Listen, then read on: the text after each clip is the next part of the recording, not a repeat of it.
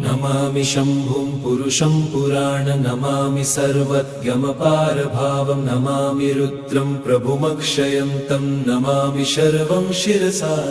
नमामि देवं परमव्ययम् उमापतिं लोकगुरुं नमामि दारिद्र्यविदारणं नमामि रोगापहरणं नमामि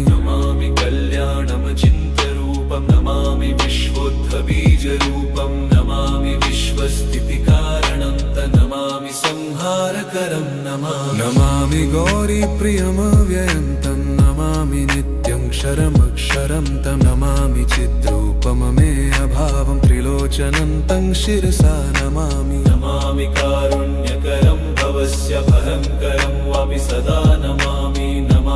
दातारं दीप्सितान नमामि सोमेशमुमेशमादमा।